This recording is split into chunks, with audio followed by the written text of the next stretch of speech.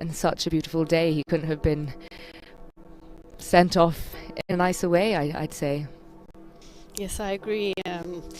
The itinerary chosen is the straightest itinerary between St. Peter's Basilica and St. Mary Major, but it crosses some of Rome's, well, I mean, Rome's all beautiful, but some of the most famous landmarks. So it will be going down Corso Vittorio Emanuele. It will cross the river first and foremost. It will arrive in Piazza Venezia, where the altar of Italy, of the fallen soldier is. And that also is the beginning of the incredible Via dei Fori Imperiali, where the Roman Forum is. So he will be carried in procession, can we call it a funeral procession, through the tombs and through the city of ancient Rome, with the statues of Julius Caesar and the temples, and before the Colosseum. He's going to pass in front of the Colosseum, and then he's going to turn onto Via Labicana and walk up Via Merulana. It's quite a steep uphill, with St. John Lateran behind him, finally to arrive at St. Mary Major, which hosts, as we all know, the famous icon Salus Populi Romani, the patron saint of Romans, and the Virgin who Pope Francis himself was so beloved. It was his beloved icon.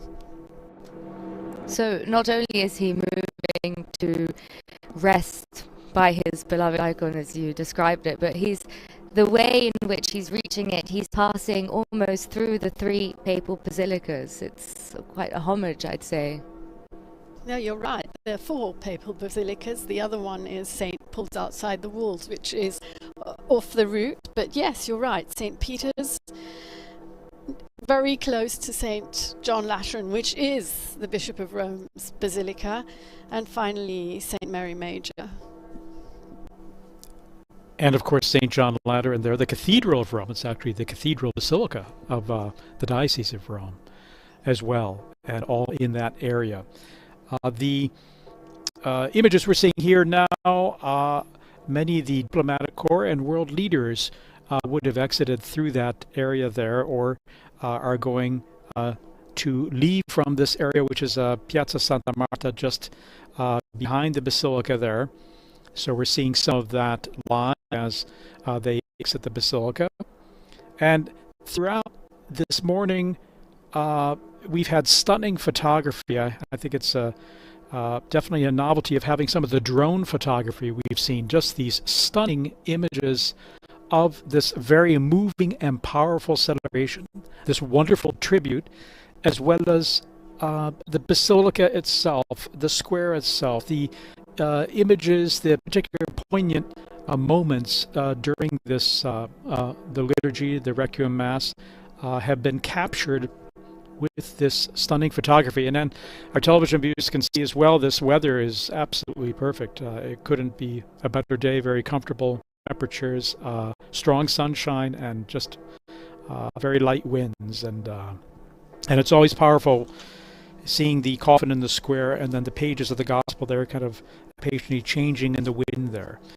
Those are very strong or powerful symbolic moments there that we all lived, as well as the tribute from the Eastern churches at the end of the funeral when they paid their tribute to Pope Francis in the languages and chants of their own traditions, part of the hugely diverse Catholic and Eastern traditions and Christian traditions around the world represented there in this way.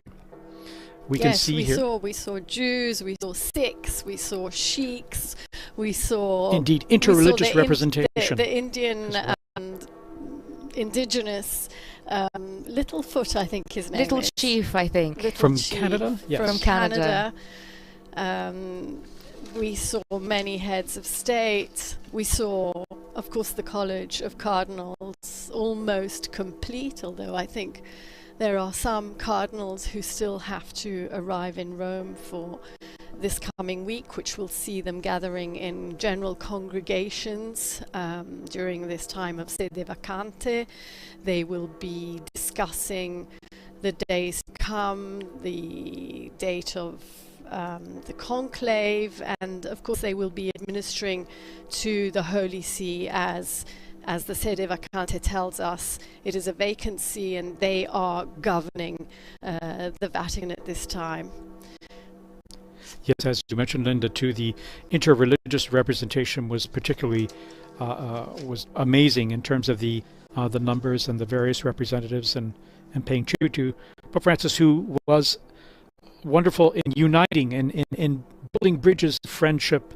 The term also used often fraternity, as with his encyclical Fratelli Tutti, building bridges across religious and cultural expanses to share in our common humanity, our shared values, and they will remember that in a special way, and for that reason we're present for this send-off of Pope Francis.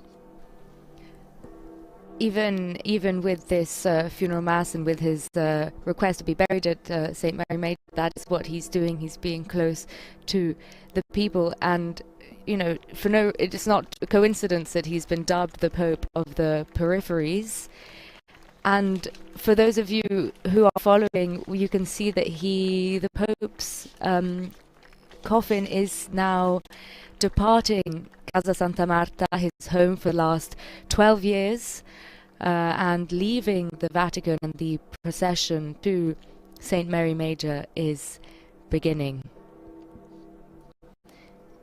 Yes, it's almost like a Pope-mobile, open, white. It's actually a hearse. I think we can call it correctly a hearse. There is no procession behind it. We've been told that the indications are that it will drive at about 10 kilometers per hour, so it should take about half an hour to reach St. Mary Major. Perhaps for security reasons, people have been asked not to walk behind it, but they will definitely be lining the streets. And we've seen some of the images of the entirety of the route that you described earlier. Thousands and thousands of people have taken to the streets to say goodbye for the last time, and of course everyone will be able to visit St. Mary Major and visit Pope Francis's tomb, but this really is, the day that we are dedicating to him to say goodbye. And Rome, and not only Rome, the faithful have really come out for that. Very symbolically also, we know that a group of mostly poor people who are assisted by charities will be at St. Mary Major to welcome him to his final resting place. The Pope of the peripheries, the Pope of the people, is very aptly receiving his last embrace from those who he loved the most, the smallest, the weakest, the last in society. We see the whole entourage there from high above. Now they've just exited Vatican City. They're on the avenue here that leads to a tunnel that then crosses over the Tiber River and will take them into the historic center. People lining the streets there, and we've had plenty of reports of people lining the streets across the city since this morning. So while many were crowded into St. Peter's Square, which had at least around 50,000 until they had to kind of close it off due to the numbers, and then so many hundreds of 150,000 others in the avenues surrounding the area. We have many people as well, in addition, lining the streets or the sidewalks to pay their final respects to Pope Francis and the entourage here, moving at a pace that gives people time to take in the moment as it happens. And these aerial images that were being shown are really they're really quite impressive. They're beautiful. You can see the car carrying the Pope, and then above what I believe to be the Vatican Gardens, the Pope's Gardens, this beautiful green area, which I'm sure he must have wandered through so often. And it's beautiful to have them both together as he makes his way to St. Mary Major. There really are a lot of people out there. You can hear the applause as he makes his way down. You were saying, Francesca, the Vatican Gardens, which he probably walked.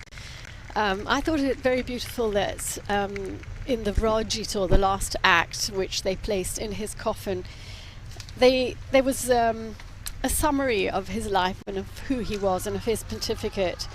And in particular, he was described as a simple and popular pastor in his archdiocese in Argentina, who travelled far and wide by metro and by bus, living in a flat, preparing his own food because he felt like a normal person. And I think he made everyone he met feel like he was a normal person, and that they were meeting a normal person. And the Pope of the peripheries, that's really what he was. And especially talking about his traveling, and he really traveled the world. His penultimate trip, which Linda, you were on, and he really went to the other side, the forgotten side of the world. Absolutely. I must say I've had the privilege to be on 2 faraway trips. One was the one you're just mentioning that took us to Indonesia, Timor-Leste, Papua New Guinea, and Singapore, but even the year before to Mongolia to visit the smallest Catholic flock in the world, 1,500 Catholics of the entire Mongolian population. So yes, he traveled into the peripheries of the city, going to visit prisoners, going to visit elderly people, poor people, always welcoming refugees, but he'd also travel across the world to the remotest and furthest away places from the Vatican, obviously, that is. And people always came out in floods to welcome him. I'll never forget landing in Timor-Leste, which is a tiny and new country, and the half of the entire population, 750,000 people, came to the Mass. The floods of people just there to welcome him. Very moving. And they're countries that are so far off the grid, we barely even hear of them. And another gesture that was one of his final gestures was he visited the prison. He went to Regina Coeli, I believe, which is a prison in the Trastevere area of Rome, not too far from the Vatican. And that he does every year at Easter, and of course with him having been unwell, we weren't sure whether he would have done, and the fact that he did meant so much to prisoners worldwide, but all marginalized people. And I think the Pope himself said, you know, it could have been me. It could have been anyone in your position, and that awareness that he had and that he transmitted to the people who were suffering the most, I think, is one of the greatest legacies that he could be leaving behind. And it's really fitting that the people who will welcome him and say their goodbye at St. Mary Major are, as you've mentioned, the people who've suffered, the homeless, migrants, people who are marginalized. So people who've met him before as well. We've been told around 40 of them will be there. There might be more or less, but some of them have actually met Pope Francis. Sometimes before going on apostolic journey, or during religious, he would have them over at Santa Marta and meet with them just to... He's crossing the bridge. He's crossing the Tiber. We see, yes. Yeah. This is the beginning of the Corso Vittorio Emanuele. He's passing here front of some very symbolic places. Indeed, and he's just, as you mentioned, crossed over the river. We saw that beautiful drone photography and that live video that we'll have more of here. And yes, it's remarkable also. It's the first papal funeral, can we say, with this advanced technology, digital technology that is really giving everyone the possibility to almost be there. Indeed, for our television viewers, they're seeing an incredible view, bird's eye view, literally of what's happening, and it gives you a sense of context in a way that's revolutionary, I would say. We have, of course, a vehicle preceding the entourage, or the hearse, the procession. The procession, and you can see all the crowds of people on either side of the street as they wave there. And again, it's particularly poignant and touching that, again, he'll be welcomed by the people he's always reminded us not to forget, the ones who need our help, and the homeless, migrants, and refugees. And I must say, in these days in which tributes have been pouring in, again and again I've been hearing he was a voice for those who had no voice. So hopefully that voice will continue to resonate. Well, right until the very end, his final appearance on Easter Sunday, he dedicated his words, his Urbi et Orbi blessing, which someone else read for him. He dedicated it to the people suffering war, and he has always been a voice for the people in countries where everything is being destroyed by arms. Pope Francis has been #1 advocate for disarmament. He's been the #1 advocate for solutions to be reached, for diplomatic talks to take place. He has reiterated every time he made an appeal that war is a defeat. It's become a slogan. You have read so often for him at the general audience, which is always an occasion for him to reiterate this appeal. And Francesca, you wrote that lovely farewell that we published on the web about the Pope of Peace, which particularly, I think, resonated with you. I have to say that one of the things I learnt reading at Pope Francis's audience is that his style of being closer to the people resonated in every aspect of his pontificate. So it was very clear when he said the words, and then in other smaller actions it was clear to the people involved. And this is the case for the general audiences, because you may remember up until a few years ago, the readers at the general audiences were all Monsignori, religious consecrated men who work within the Vatican walls. And Pope Francis changed that. And the readers became people like me. I'm a woman, I'm not a religious, not a consecrated woman. And all of a sudden, that audience and that stage, which before saw only men, only consecrated men, saw people from all over the world, all different ages, all kinds of different accents, and it really represents the people in the square to whom you are transmitting the Pope's message. And I can only imagine that being one of the faithful in St. Peter's Square, which I have been on numerous occasions, even for audiences when other people are reading, it really builds that bridge.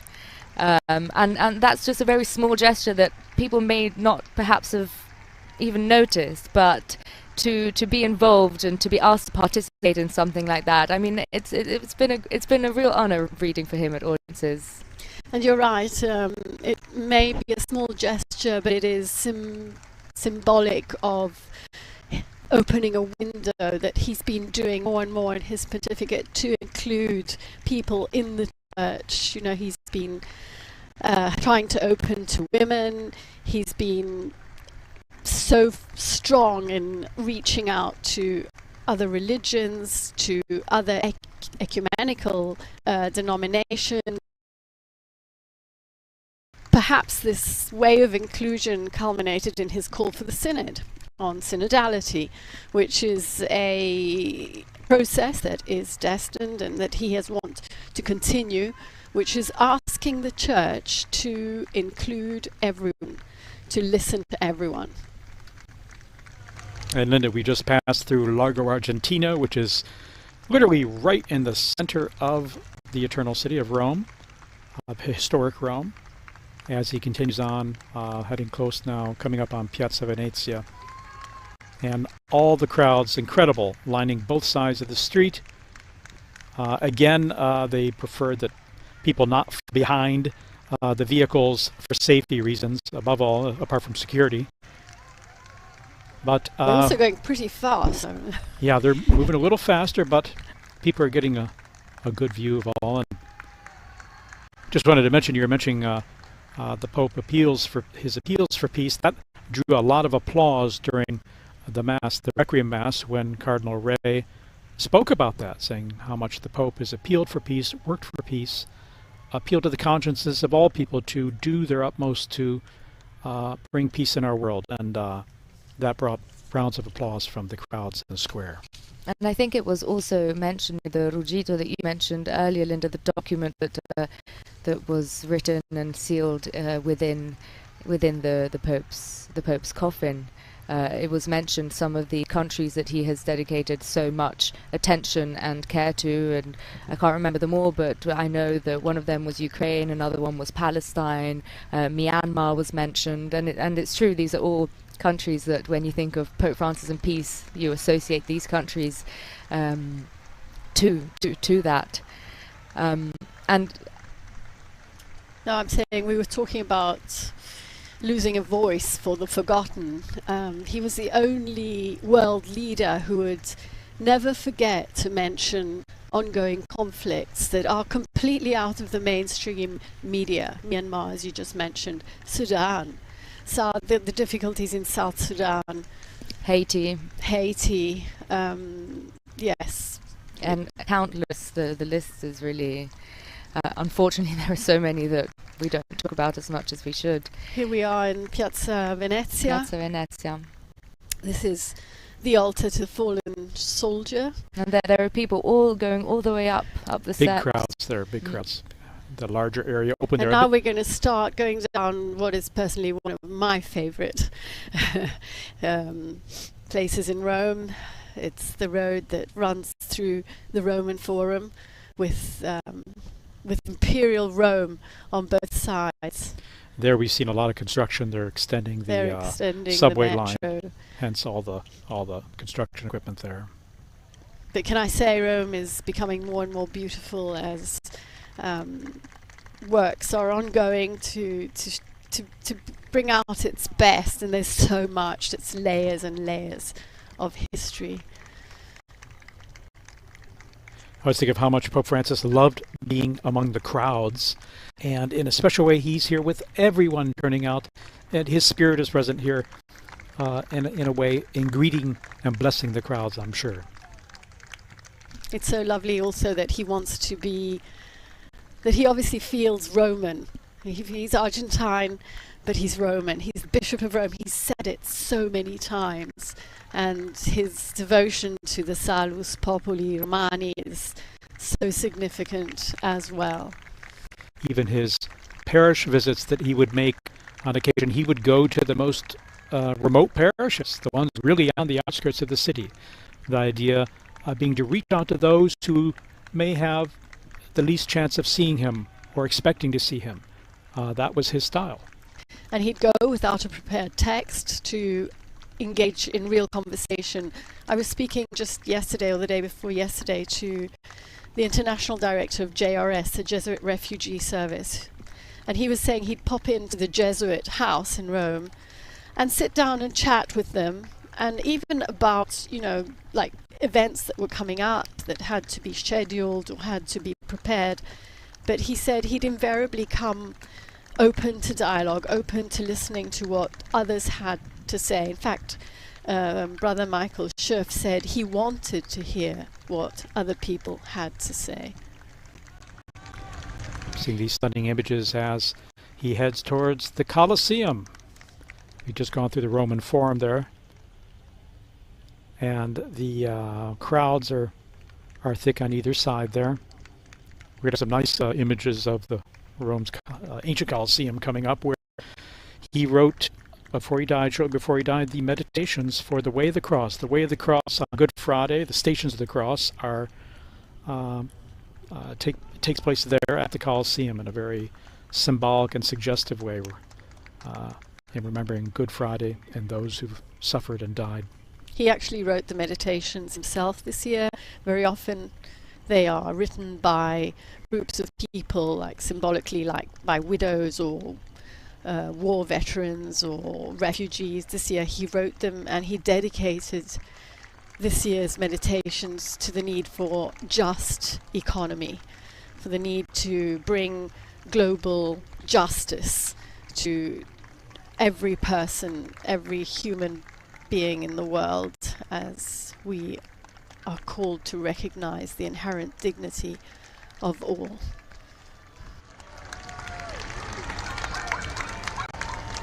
Well, Pope Francis has often spoken of promoting an economy of peace and an economy of fratellanza, which is the word that inspires Fratelli Tutti. It means brotherhood. Fraternity. Fraternity. Sorry, I couldn't think of the word.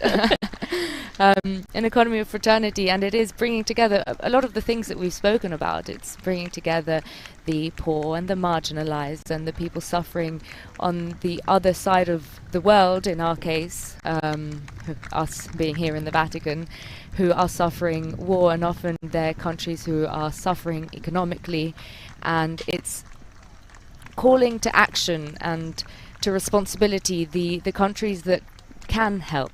Exactly. Denouncing the great divide that there is between the rich and the poor. How often has he said all the food that gets thrown away by affluent societies would be more than enough to feed the millions and millions of hungry people in the world. And here we have a view of the Colosseum as he goes up via La Bicana.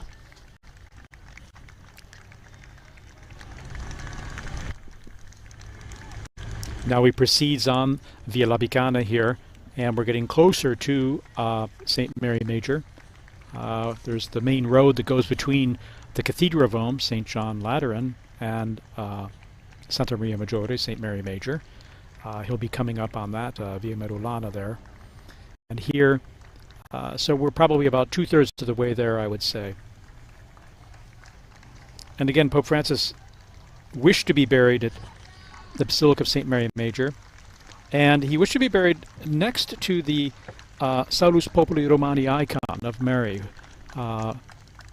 who is remembered and venerated by Romans, as the Romans survived a plague centuries ago, and it's a special icon, a special place that people go to pray. And Pope Francis, throughout his pontificate, has gone there to pray, to give thanks, to ask for prayers for his ministry.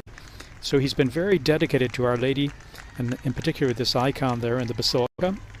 And he will be buried next to that chapel where the icon is located. He wished to be buried next to it and not inside it, where there was a possibility, saying, no, I wish that people, when they go to pay homage to that icon, that they see only that, and they don't go there to go see a pope.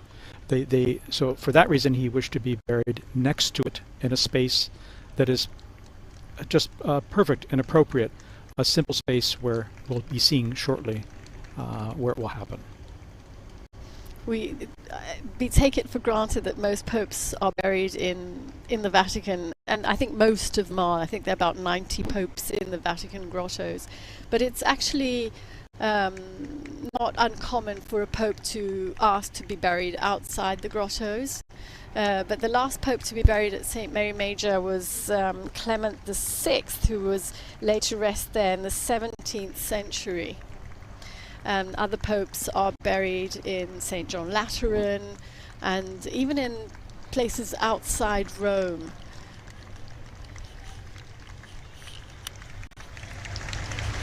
fact, Pope Francis has visited the Salus Populi Romani icon 126 times over the 12 years of his papacy. He entrusted every journey to her, every single apostolic journey he went on. And I also remember a very poignant moment of his pontificate, which was during the COVID-19 pandemic. Well, two particularly strong moments from that pandemic, but one of them relating to the icon of Mary Salus Populi Romani. He visited the Basilica, and then he actually made a pilgrimage by foot to the church of San Marcello, which, if I'm not mistaken, there's a crucifix there which survived a fire in the 15th century. And that was a particularly poignant moment because there was this empty Rome, and Pope Francis was walking down Via del Corso, which, for those of you who don't know, Rome is the biggest, most important street, I'd say, of Rome, which leads from Piazza Venezia, which the Pope's funeral procession has just passed through now, up to Piazza del Popolo. And just these images of Pope Francis walking down this empty street, and obviously to bring his closeness once again to the people suffering all across the world. And there was another moment like that, which was the Statio Orbi, which I'm sure you both remember. We do, we remember. I think you were in the square that night. I was in the square. One of the very few people. Yes, because the radio where we work, has to be open every day and I was actually working that day, and I remember when the building was closing at the end of the day, it must have been about 5 o'clock. Pope Francis was just about to go out in the square, and Rome was empty in that case as well, and I made my way up Via della Conciliazione to the square, and I just remember it was raining. He had that crucifix of San Marcello with him in the square. Yes, he did. See, it all comes together. It seems like such a long time ago. It really does. Mm. And our television viewers here can see we're back in the sunshine there. We were just around the Via Merulana. We went through, it's a tree-lined avenue, very pretty. And again, crowds on either side. And as the street and sidewalk area opens up, more and more people are packed in there too. Now I know they're going to close the images once he arrives in front of St. Mary Major. He will be carried into the Basilica, but it's going to be a private ceremony there. Basilica right now. He's almost he there. Is very He's close. very Yeah. close. Oh, here he comes here. now. Here he is. The images are being shown from the Basilica, Basilica. and he's arrived.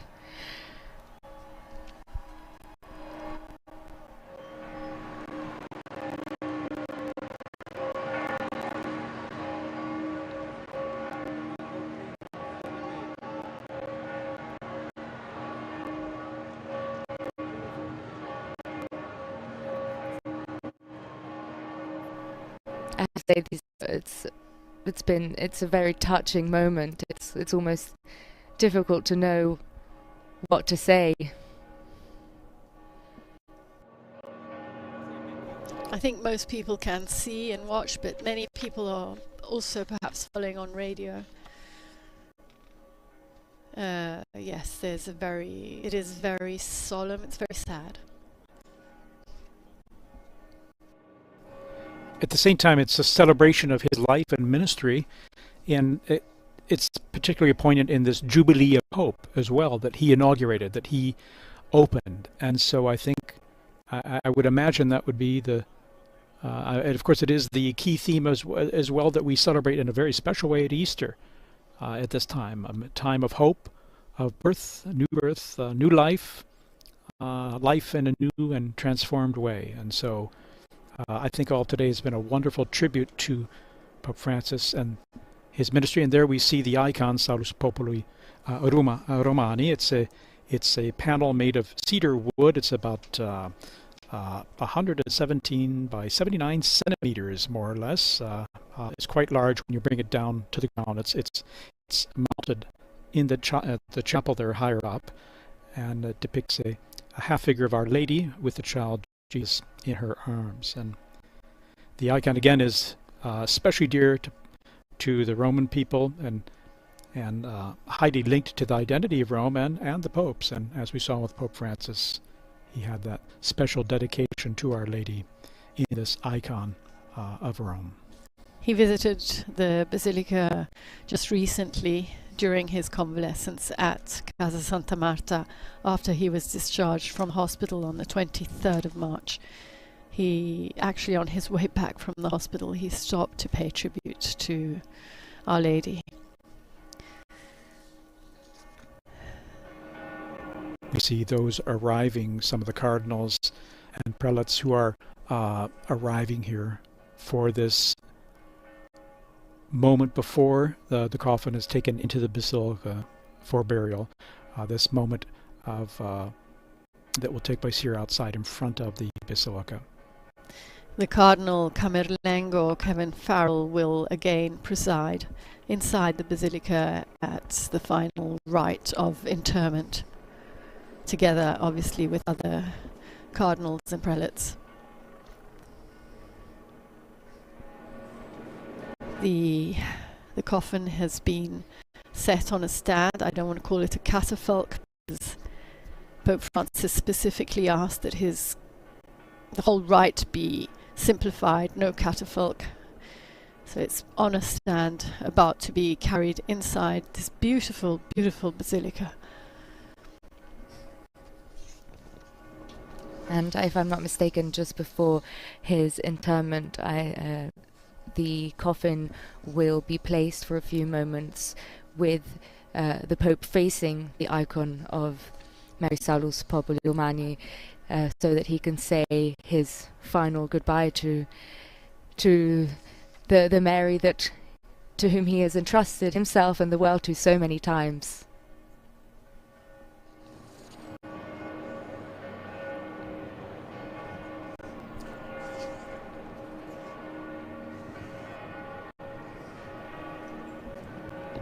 It truly is a simple coffin.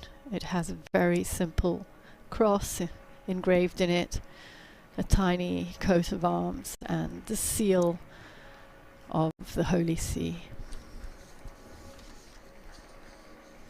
I think it's being shown who, as you can hear, have applauded, and it's our final goodbye now. Yep. Before it's taken in procession into the basilica.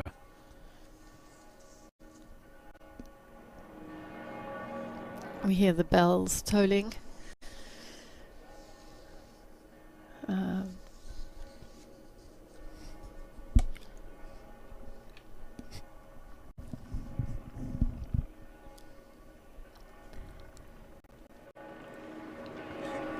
Swiss Guards leading the procession.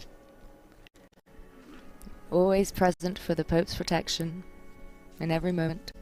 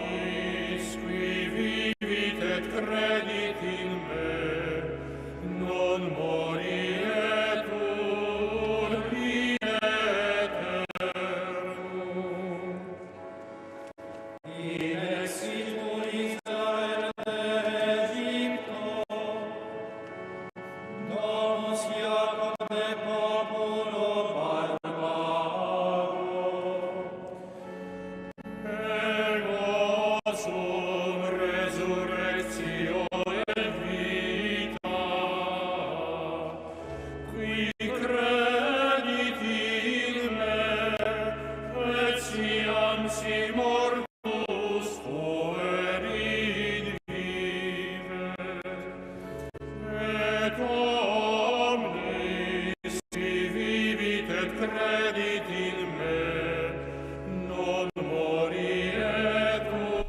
We're hearing the Sistine Chapel Choir there accompany us as the coffin is being brought in procession into the basilica, going through the atrium now and now into the basilica to be brought before the icon of the Salus Populi Romani before being placed in the tomb that has been prepared. It's a simple tomb bearing only the inscription Franciscus and a reproduction of the late Pope's pectoral cross. There we're seeing the icon of Salus Populi Romani in the chapel that will be next to where Pope Francis will be laid to rest.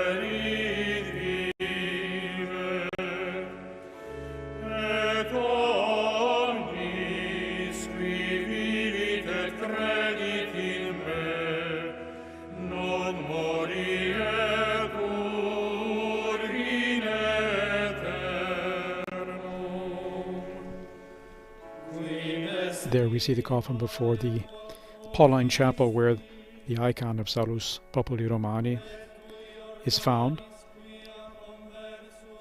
And we have some children who are bringing a homage to the altar there, above which is the icon of Mary.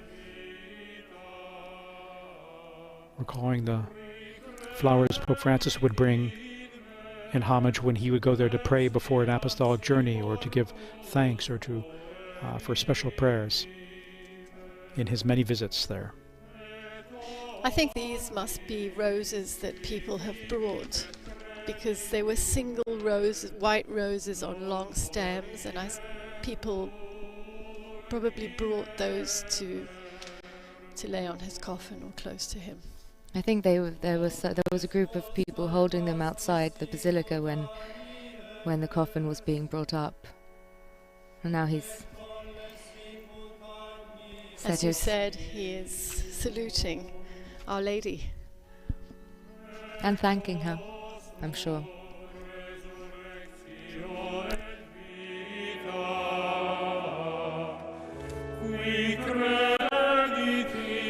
And now he's being taken close to the altar of St. Francis. The tomb is located just near there. And it will be taken to the niche of a side nave between, again, the Pauline Chapel and the altar of St. Francis.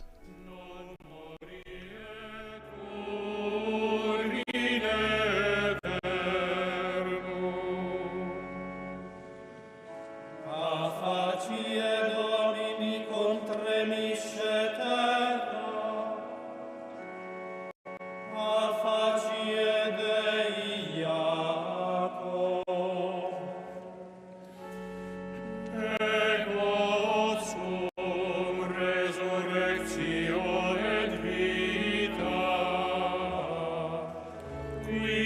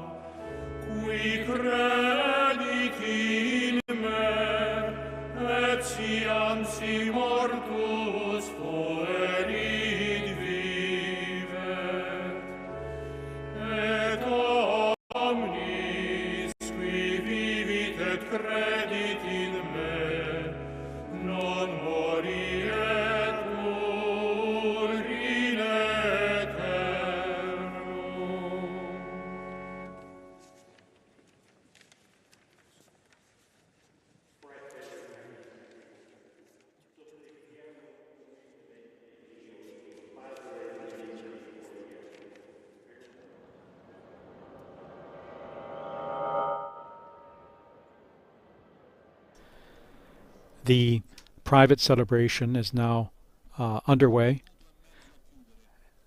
in the Basilica, and as it is private at this moment, we're going to conclude our broadcast here, and we'd like to thank you all for joining us and all of us paying tribute to our dear Pope Francis. That is Joan signing off here. Yes, we do conclude this live broadcast here. Of course, please visit the Vatican News website, Facebook, Instagram, X, and YouTube accounts for coverage of all of these events. Thank you so much, Thaddeus and Francesca, for bringing your witness and your voice. And thank you also to our technicians, our audio coordinator, and to all our media partners, TV and radio, who have made this broadcast possible, and to all of you for joining in. Laudetur Jesus Christus. Praised be to Jesus Christ.